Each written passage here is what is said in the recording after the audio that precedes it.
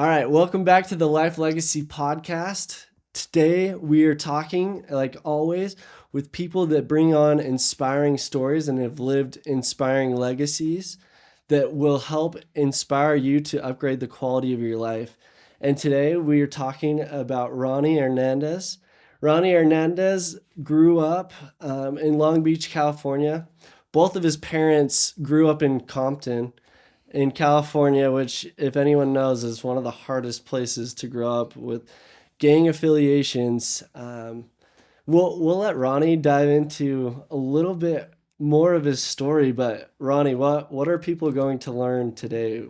A little bit about me. I like to help people overcome drug addiction or any kind of addiction. Hmm. I worked side by side with people that who today have porn addiction. It's the human race has a problem with porn addiction, but within the Christian church that I belong to, it's kind of like a plague. It goes Yeah. on, it's happening, and I've seen it rip families apart. I've seen it do just crazy things, like as if they're on a strong drug like heroin or meth. That's how strong it is. But other than that, I was born and raised Long Beach, California. Mom and dad were young, addicted to drugs, kind of involved with the gang life, not kind of, but very much involved with gang life. And I was just kind of up for grabs. My mom was 15, my dad was 16. And so I was just kind of on the streets with them. We'd just go from house to house.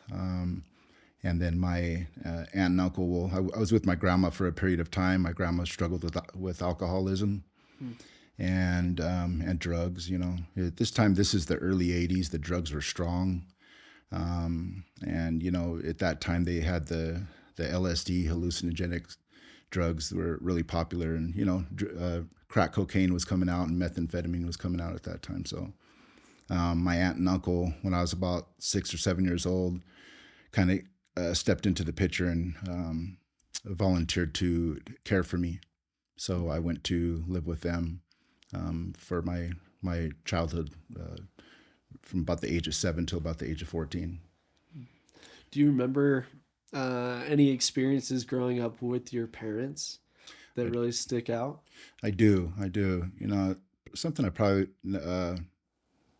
never really talked about. There is domestic violence going on, because whenever you put drugs in the equation of any kind of a relationship, you're probably going to have some domestic violence issues going on.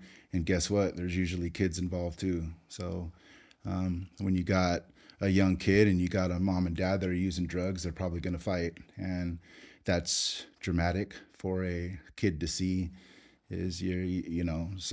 People think of the dad hitting the mom, but what about the mom hitting the dad, right? I mean, you see that kind of stuff, and you see broken windows and you see blood and stuff at a young age, and people think, man, I'm speaking from experience here, people think that those kids don't remember that kind of stuff. And I'm here to tell you, from the age of like 2 to 3, I remember crazy things happening as far as domestic violence goes. And then it carries on to, you get these things that happen, or these behaviors that you have from your parents.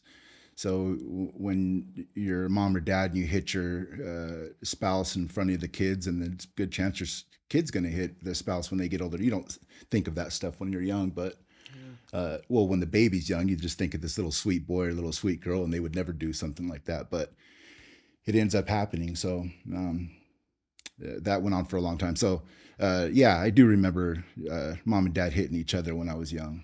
Yeah. And so then it got to the point where did you say your uncle came in? Aunt and uncle, Uncle. and they were some just beautiful people. They raised me right. They were awesome. We went on vacations. They did not use drugs or alcohol, and they were just a good, awesome, strong family. They had a couple kids of their own, and I was fortunate enough to be able to be raised with them. And Long Beach, we're surrounded by beaches and beautiful weather, and San Diego, California, and you got that whole Pacific coast there that we grew up going to beaches and stuff, and so it was an awesome thing. At about the age of about the age of 10, maybe 11, 12 at the latest, I started dabbling with alcohol and marijuana with the bad kids. The good kids, I just never was attracted to. I was more attracted to the kids that got in trouble, the class clowns, the brown colored skin people. The blacks and Mexicans is who I gravitated towards. And so 13, it got worse, and then I started getting introduced to gangs and stuff like that. And by the age of 14, I was full blown doing all the drugs. Meth. I got introduced to meth. I got introduced At to age 14. Yeah, age 14. Got introduced to meth. Somebody had it. There's a group of us kids that were all willing to do it. I'll never forget, out of the 6 people that I experimented with meth with the first time, I think 4 of them are dead and one of them's, whatever. So anyways, I got addicted to meth at an early age. Crack cocaine was probably my drug of choice at the time. We would smoke, we would crush the crack cocaine up and then put it into a marijuana cigarette. We called it Primos. Man, I was on that stuff for like 5 years. It took me on a ride out that no person should ever go through. I mean, just the most miserable things. I mean, because that stuff, you could have $1 million worth of it and you'll do it all. I mean, there's no limit to that stuff, and it makes you fiend for it. It makes you Jones for it. It makes you have to have it. That's the way that stuff's designed. So, and the high only lasts a short amount of time. So when it runs out, you got to get some more, and the only way to get more is to rob and steal for it. So that's exactly what we used to do. So with the gang affiliation, how did that play into the role with drugs? Well, so back in the day, before you graduate to a big gang, you're going to probably get involved with what we call tagging crews.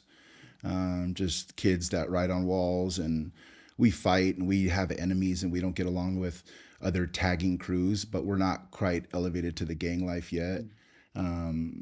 And so, we're just stupid little kids that ride on walls and steal stuff. And we're still very active as far as, in the criminal world.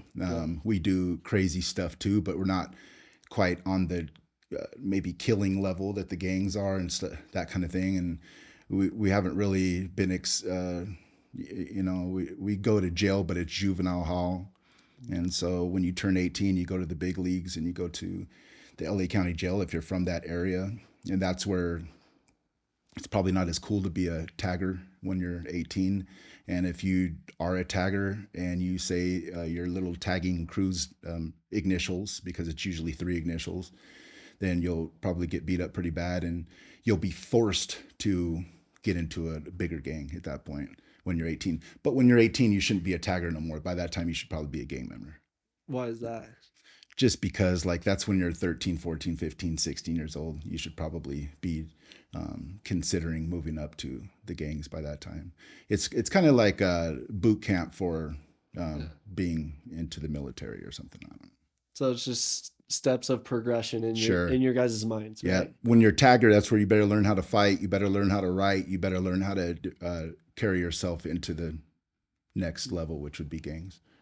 And so from that young of age, using meth, crack cocaine, for the audience that's never touched that stuff, or even the ones that have, explain like what that's like, each of those drugs. So what it does to you. So for the crack cocaine high, it's brutal, man. I mean, it's got a strong bang to it. I mean, right when it enters your body, you feel it, and it's strong, and it's something that it's beyond the human being isn't strong enough to overcome. Like, you can't just take a hit of crack right now and just be okay and continue to do this podcast. It does not work like that. You become a weirdo. You become crazy. Your mind completely turns into you're not you anymore, kind of thing. And you become addicted, and it becomes physical. So And what are you thinking in your mind? you're Like, can you're you comprehend thoughts? you can comprehend thoughts, but you're gonna feel extreme paranoia. Mm. That's just given. You're gonna feel paranoia. You're gonna feel like you can't be around other people. You're gonna feel like the ultimate body high, to where you just, I think James said, you kind of feel invisible. Mm. You can't. It's really hard to explain, but you turn into a demon, man. You turn into like the devil. It's crazy. Crack Wow. cocaine's a crazy thing. When you see people walking up and down the street talking to themselves, good chance they're probably on crack cocaine. Yeah. When you see people jumping crazy fences and going and stealing bikes and doing all that, have you ever been to downtown Los Angeles? Yeah. Perfect example. Skid Row. Yeah. The majority of those So, people on crack cocaine, it just makes you do crazy stuff. I mean, and so what proceeded in your story? so then I kind of like the tagging to the gang thing. The crack elevated to meth, and meth is the big brother of the crack cocaine. So I started doing meth, at a young age. And what's the difference? The meth lasts longer, it's stronger. It would be like I guess the Percocet to the heroin. It's a step up, and it to me it's just like it. When you try, all you got to do is try it once and you're hooked for life, kind of thing. Hmm. That's how strong that stuff is. It's cleverly made they put this chemical, they put it together, and it's designed to completely torture you to death, kind of in a kind way, right? In a loving way. Because I think they say with like dopamine and stuff like that, when you actually try to do meth, it's the ultimate high of all highs. Yeah. It's better than sex. It's better than roller coasters. It's better than the best chocolate cake you could ever eat. I mean, it's the Yeah. best thing a human being could actually feel. So you're going to constantly chase that feeling. Yeah. So the meth addiction took me, but here's the kicker to it. It makes you rob and steal and do crazy things too. Yeah. It makes you violent. It turns you into the complete devil. I mean, if you didn't worship the devil before, you will worship the devil on that stuff and not even know it. It's Wow. crazy. You will separate yourself from family, from friends, and you will only surround yourself with people that do meth as well. That's just how that stuff works. And if you have any kind of bad in you, it'll enhance the bad and make you into the worst of the worst you could possibly be. So that stuff, while you're on it, the ultimate paranoia. You will think people are in these walls. You will think people are in these lights. You will think there's people in this microphone. I'm serious. It's that strong. I've seen people, I can't even begin to tell you, take apart everything in this room and leave it that way and live in that kind of environment. I neglected my kids on that stuff. And you learn this in the Other Side Academy, right? You should not be around children when you're under the influence of meth or any drugs, because Yeah. you can't take care of them. There's no way you could take care of a kid being under the influence of methamphetamine. There's no way. It's impossible. Hmm. You neglect them. You don't know whether the kid's hungry, what they need. You can't care to their needs. You can't get them to school on time. You can't feed them. You can't clothe them. None of the above when you're under the influence of drugs. What happens is we're addicts. We're all messed up. We drop the drugs on the ground. The kids pick it up, put it in their mouth. That's going on left and right now. If you watch the news, I mean, they put it in their mouth. They die. Fentanyl's out there right now. You do just stupid stuff the kids shouldn't be around. So going back a little bit, when you were in the home with your parents and the drugs are going on, do you realize that that is not a normal circumstance? Not at the time. You don't realize that till later. Yep. At the time, it seems normal because you're a kid. You don't know the symptoms of people. You don't even know what drugs are. Yeah. So you realize this stuff later. Yeah. And at what point did that reflection where it's like my parents aren't okay? When did that set in? Not till later, dude. Not till later. Because, um, like, would you be able to tell if somebody was on meth on the streets? Probably not, right? Well, maybe. Me, Because you've yeah, experienced it yeah, with your dad, with your family and stuff. But sometimes it's hard to tell. yeah, People could play it off pretty good, and there's some people, I don't know how they do it, but they could still go to work and do a 9 to 5 or whatever. But at some point, it'll catch up to you Yeah. and it'll slaughter you. It's a guarantee. Yeah. It might take a little longer for some people, but yeah, with my parents, I never knew that was a situation. I just remember like waking up and my mom or dad holding me and passing me off to my grandma, and then me screaming and saying, no, I want to be with my mom, and no, you got to go with your grandma because the drug addiction's so strong. Like, we're not able to keep you right now. You have to go with your grandma because grandma's was okay at the time. So Yeah. Dang. And so, at what point do you really enter prison? And tell us a little bit about the prison you ended up in. okay, so where I'm from, they when you start to get arrested, right, and the population's so high with so much crime that I did all of my jail time in the LA County Jail because they have a thing. It's called AB 109. And early on, when I And started what's that? so that's you're agreeing to do all your jail time in the LA County Jail. And so if they give you 40 years, you're doing 40 years in the county jail, kind of thing.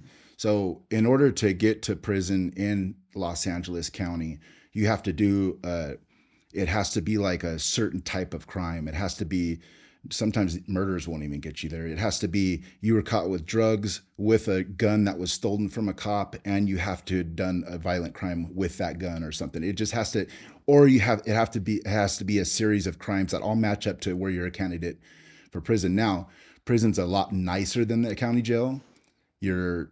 I'd say you're probably a lot safer. You have more freedom. You have more access to pretty much living a better life when you're in prison. The LA County Jail is total different ballgame. Yeah. You're housed in a cell. It's usually a 4 to 6 man cell, or they could put you in a dorm with 100 people, 200 people. I've been in 300 man dorms. The craziest things happen in those cells, man. You got rape, you got murder, you got drugs, you got people that are making syringes that are this long with a chicken bone on the tip that they've hollowed out and made a sharp point to it. And then they have the plunger, and then they have a piece of a pencil eraser that's what you pull up with. Those things are nuts, dude. You could actually hear the pop when you hit somebody in the arm with it. You could hear the pop of their skin pop. It's just there. It's brutal stuff like that going on. You have the Southern California gangs all unite as one in the LA County Jail. So you become that. You don't really have too much of a choice, right? And I'll tell you what, the first time I went, it was a very scary thing. Like, they ask you if you're a homie, which means, are you a Southsider? You don't know how to respond to that. And yeah, you are. And they get you in the headlock and come on, this is the program, And So what's going through your head that first day you enter LA County, yeah, which, just for the listeners, isn't it the number one, like, most dangerous? 1,000,000%. I've been to a bunch of county jails. Nothing's like the LA County because, again, you have all these big, huge gangs. You got 18th Street, you got Maravilla, you got you got Florence, you got the biggest gangs in the world, all united as one. So on the streets, we kill each other and shoot at each other and this and that and do it. But in jail, you have to get along because it's a racial thing. So now we're going to fight against the blacks, and we need to become one as a Mexican race, and we call it the South Side. So we're now Southsiders, and we don't care if your brother killed his mom on the streets. In here, you're going to get along with that person that killed your mom on the street because we need to fight with them. We need to become united as one. So that's how that works. And yeah, bro, it's a very, very dangerous place. Yeah. So take us through day number one. What's going through your head? Like step one of you're getting handcuffed going into the jail. What does that look like? It's like a bunch of monkeys, dude. Have you ever watched the Chimp Empire on National Geographic or something? I mean, it's crazy. It's like you're in dungeons. We call it dungeons because the ceilings are really low. We put shirts up on the lights to where it's almost pitch dark in there. And you just got a bunch of people in there that are facing life sentences, that are plotting on murders within the group, which are doing drugs. The drugs are, you get more drugs in jail. And this is a true statement. You get more drugs in jail than you do on the streets in that place. It's nuts. So How? people, through the anal, people bring it in through their anal inside the jails.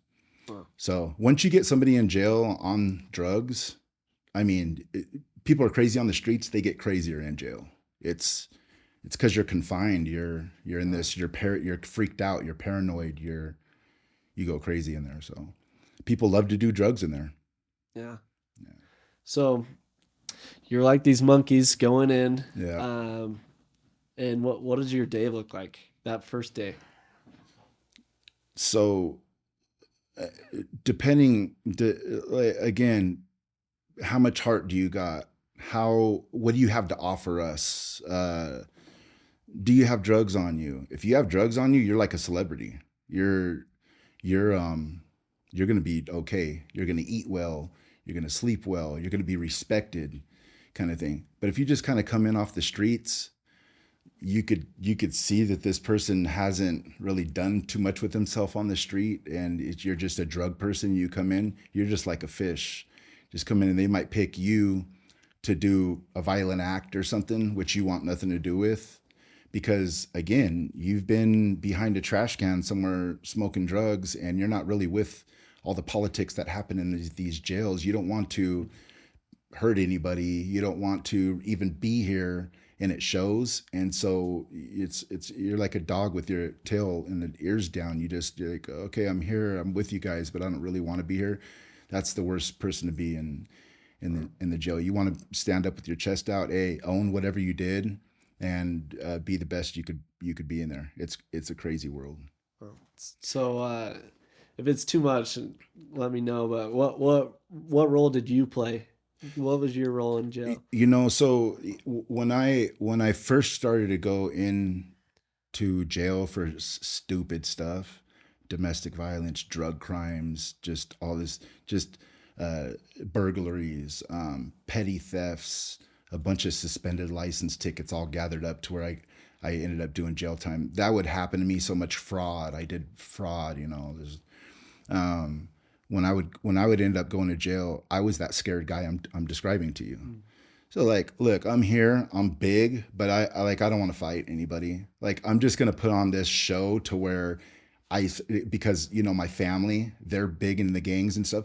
But I'm really not that guy. I'm just here. I like to do drugs, and I'm just here to do my time and get out, kind of thing. So I was able to kind of fake it till I made it in jail. I kind of had the tattoos, I had the lingo, but really I don't want to be asked to do these crazy acts that they'll probably ask you to do, especially when you're young.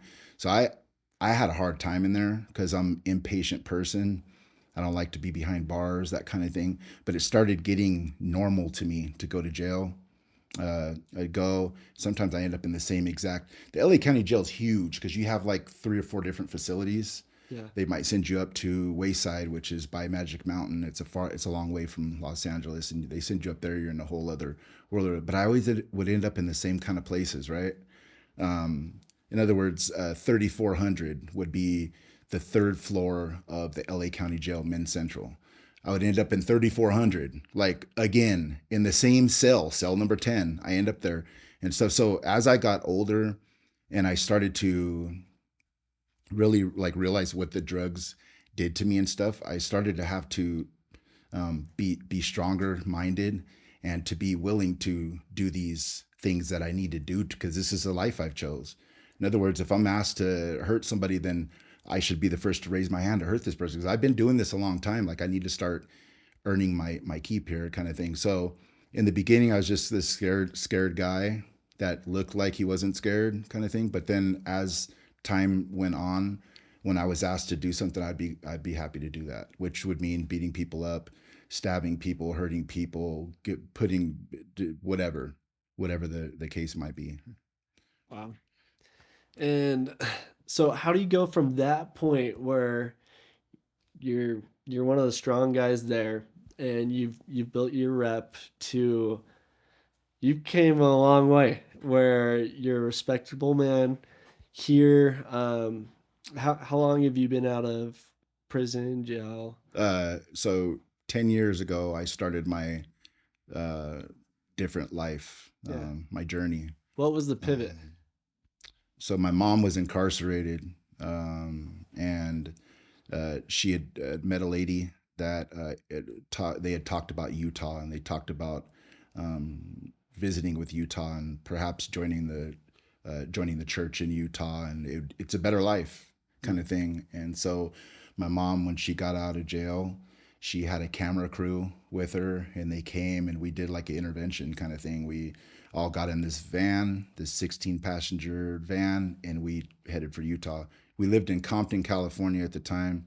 I lived in a trailer park in Compton, and man, I was so messed up. I was at the very, very height of my addiction, and I'd try to clean up for a little while. I'd go to jail, end up in 3400, like I'm telling you, Men's Central, and tell myself every hour of the day that when I get out, I'm going to stay off drugs. Mm. And then I'd get out, and within 1 hour, I'd be high on drugs. I promised myself, I promised my family, I promised my kids, like I'm not going to do drugs anymore. But it's almost impossible if you get out and go to the same exact house with the same exact people.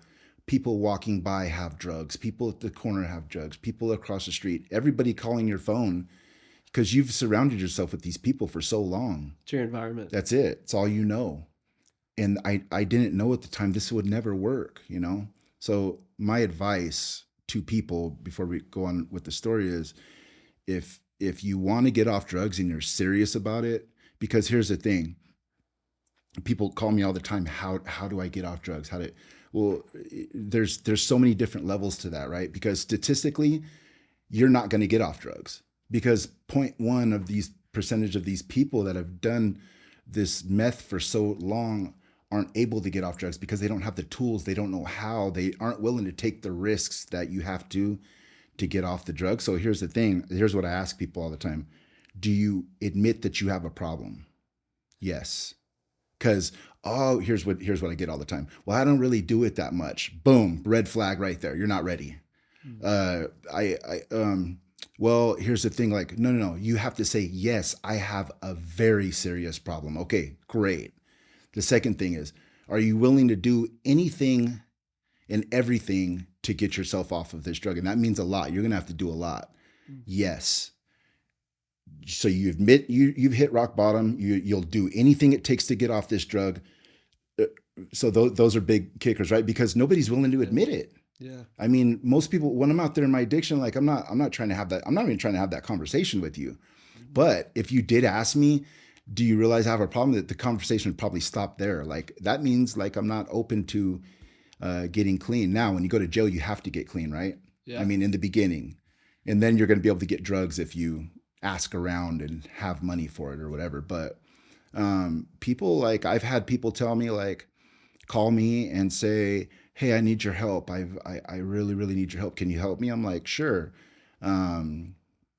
I've gone to people's place wherever they're at, a park, a house, or whatever like that. Well, I have a dog.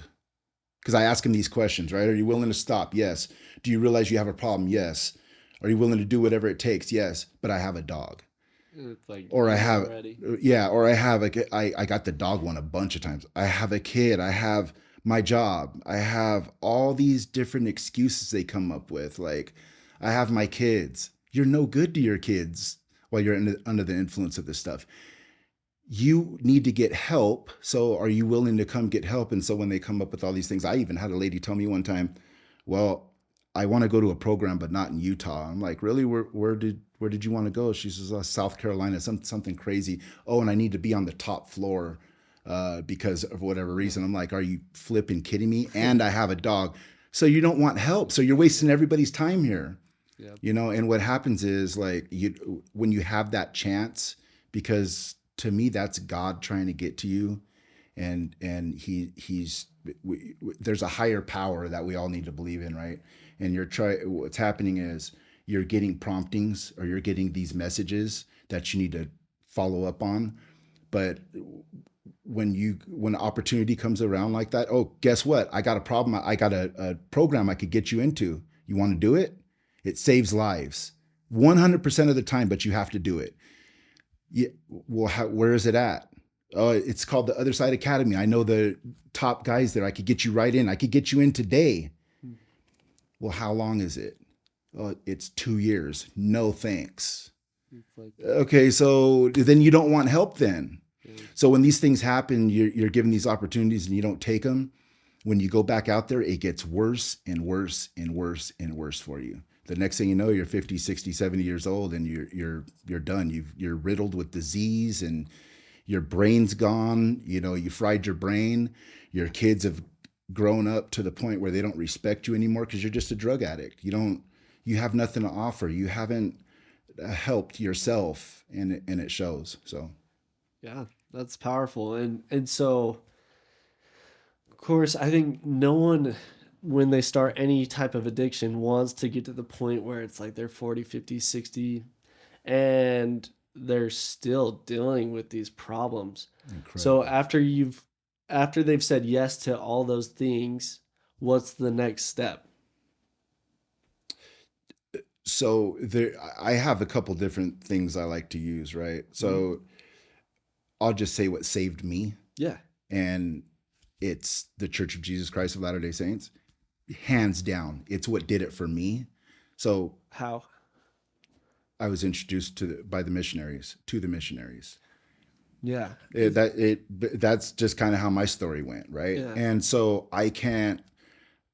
you can't force religion on anybody. Of course. So it's hard, now if you want my advice and you want to hear what did it for me, that's what did it for me. Yeah. So What about it? Like, what about the Church of Jesus Christ of Latter-day Saints made the impact that, it takes the statistic of you're never getting clean to you've been sober now. the people, the members of that beautiful church, the love I felt, the compassion, the love, the joy that I'd seen in the people, and that introduced me to the blue line that we follow on the navigation to get to our Heavenly Father and to Jesus Christ. If you want it, it's here, and I could tell you all about it. This is what did it for me, because it would have taken a God, right, to help me and save me from what I had been through and the grip that the addiction had on me. It would have taken a God. That's the only way. Now, in AA, they say that as long as you believe in a higher power, I don't know that I believe in that. I know you have to believe in something higher, but the higher power has to be God. And this is just an opinion, Yeah. but I've seen it. I've seen people try to stay in Long Beach and stay clean, and it's 1 in a million. But my advice is to people that want to this is back to what I was saying. If you want to get clean off drugs or alcohol and you're struggling and you just can't get it together, the first thing you have to do before you even find God is to move out of that environment. Again, here we go, right? I got a dog. I got kids. My family's here. My grandma's sick. My mom's sick. She's going to die. As long as all those things cloud your mind, those are excuses. And those are the things that enable you to keep doing the drugs. So you live in California, you live in Long Beach, California, you're getting high. I don't care where you live. You live in Las Vegas and you're getting high and you've surrounded yourself with all these different people. The first thing you got to do is move to Iowa, move to Nebraska. Well, what am I going to do there? You're going to have to figure it out. You're going to have to figure that part out, and you're going to have to find out what you're skilled at, what you like to do, how to make a living, and that kind of thing. And I'm telling you, it has to be the higher power thing is what does it. And so these missionaries come to your house. At what point is there a pivot? Oh, dude, it's like the love story of all love stories. I mean, the sister missionaries, I was up in Park City. We were on a vacation. We became acquainted with the missionaries. I didn't grasp it. My mom did. And my mom's a very sharp lady. She learns well. She's a people person, and she fell in love with the missionaries and then started to take the messages, and then we started to be introduced to all the members of this beautiful church, right? And so what did it for me is because I kept getting in trouble. I kept going back and doing drugs. And my mom was talking this crazy stuff about this church, and I'm just like, no thanks. I'd go back, I'd get high and stuff, but I started to catch on. I started to be interested, and then I got introduced to a couple. James talked about Meacham was his church leader, I got introduced to a couple by the name of the McMullins. They did it for me. They loved me, and um, they showed me a different life. They showed me a different type of person. They're literally angels sent from heaven. That's the way I feel. And they're the ones that when I met them, I never wanted to let them down. I wanted to be like them, and I wanted to make them happy, and I wanted to be their blessing. And so every day when I strive and I stay clean off drugs and I do the things that I do for my church, for my religion, I promise you, it has a lot. It's God, Jesus Christ, but the McMullins have a big, huge part in that. They have their hand in that as well. To honor someone like that, who are the McMullins? Bob and Gail McMullen, they're from Park City, and they're the best people on planet Earth, dude. They're What makes them the best people? Gail McMullen's the lady. Like if you meet her and you start to talk with her, your heart will just start melting. It'll literally. When I talk to her, I literally want to cry the whole time. That's how beautiful of a soul she is. And Bob's the same way. They're just the ultimate couple. They were the what they call the MLS missionaries in that area, that region in Park City, and it was my blessing. It was what I needed. I needed to meet these people. I needed them to be the mouthpiece for God to teach me and to guide me into having a relationship with God. And they're I consider them being responsible for that. So Wow. I'm super thankful for them. I talk about them all the time. And I call them and I go visit with them and I get to hug them and tell them how much I love them, and it feels great. Wow. And so, from your mom learning about this religion, and then you start meeting the McMullen family and Yeah. those two, uh, then what kind of takes place? I start James talked about service. I started to really grasp and get the idea. Well, I started to learn that to have a relationship with God, there has to be service involved. You have to help people. You have to line everything up to where you're you're serving God kind of thing, right? And there's so much with that, right? Because you have to balance out life at the same time. You have to balance out family. You have to balance out job. You have to balance out all these different things. And um, I've wanted to serve God so much that I always put God and service first, which is kind of balance is hard, with that. So I'm always trying to serve. I'm always trying to do these different things to be a better person and a lot of times I try. It seems like I'm trying to paint this real pretty picture of myself, but what it is it's not about me. It's about God. It's about Jesus Christ. And this is me talking. I don't expect everybody to get on Yeah, board you're with what I'm great. talking about. Okay, this is just what did it for me, and this is what keeps me clean off drugs. The biggest reason I follow God so much is because I don't ever want to put myself back into that dark place, because it could happen to anybody. It could happen to you. It could happen to me. As much as I know, as much as I've learned, the spiritual experiences I had and stuff, I could go out this door and 5 minutes later be high on drugs if I don't really protect myself and really carry the tools and do what it takes to stay clean. And so So, now what are you doing on a day-to-day basis? you know what? I do a lot of church service stuff. I did a service mission for the church for the addiction recovery program. Mm. That was awesome. Some of the most amazing things, the interactions I've had with people and helping people that struggle with addiction. Most of the time being porn, just to Yeah. get a little detail in there.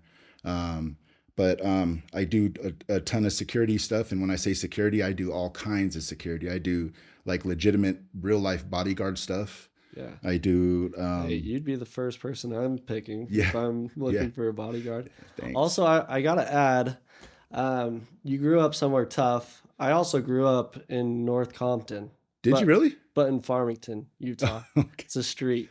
Okay. So I'm hard too. Okay. So, on a on a real note, give us one story of addiction recovery that's been powerful to you, And then, uh, yeah, we'll wrap it up from there a little Okay. bit. Okay, cool. Good. We didn't get into the graphic stuff. I didn't have to tell you about the murders and all the other crazy stuff that happened. We're gonna need Um, to do a part two. okay, yeah. Addiction recovery. So, having these people come in, pour their hearts out to me and stuff about they can't stop watching porn. They've lost their. I've literally seen this happen multiple times, dozens, maybe hundreds of times. People have lost their families. People have lost their kids. People have lost their peace. People have lost their church rights. I mean, it just goes on and on and on behind pornography. Can you believe it? And I know you can believe it because you've probably seen it. Yeah. But to be there and to be the shoulder to lean on, or to be the hand to hold, or to be the guy that people come to get help for this is amazing. I pick it over anything, and it's literally what I feel I'm here for on planet Earth, is to help with that. Wow. People with addiction. Yeah. So someone with a porn addiction, how do you help them? It's a 12-step program, and Yeah. it works 100% of the time, but you got to do what's asked, and you got to read, you got to apply this to your life, and it's not an easy thing. So what programs are out there? So we got the LDS 12-step. It's the addiction recovery program for the Church of Jesus Christ of Latter-day Saints. So that's what my thing is. I facilitate, I sponsor, and I love it. How can people reach out to you?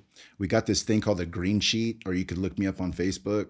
I'm on social media, but we got this thing called the Green Sheet, which shows the days of the week, and then it shows the times and where these meetings are held at. And it's a beautiful thing. It's awesome. It's a God-based AA program, is what it is. Well, anyone struggling, it sounds like this man's found the answers. And if you're seeking help or you have an addiction with anything, it's Ronnie Hernandez. And Ronnie, what's the legacy that you want to leave behind?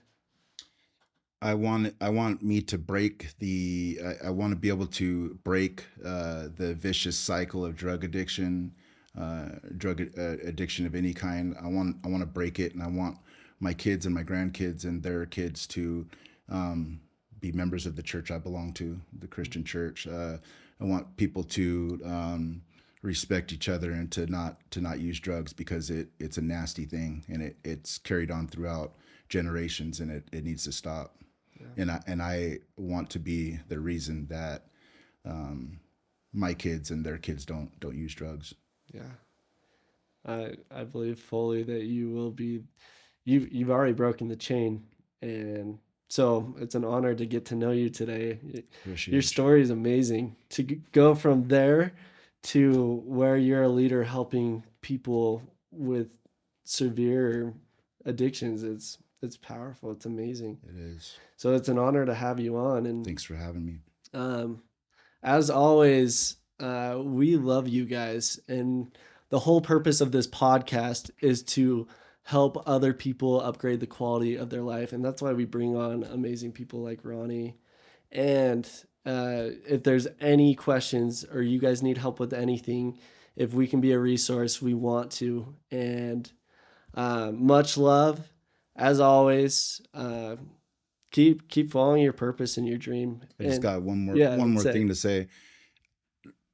It's about who you surround yourself with. I am a firm believer of that. If you surround yourself with a bunch of people that God is priority number 10, and you're priority number 1, they're probably going to make you to where God's priority number 10 as well, maybe 5, 6, or 7.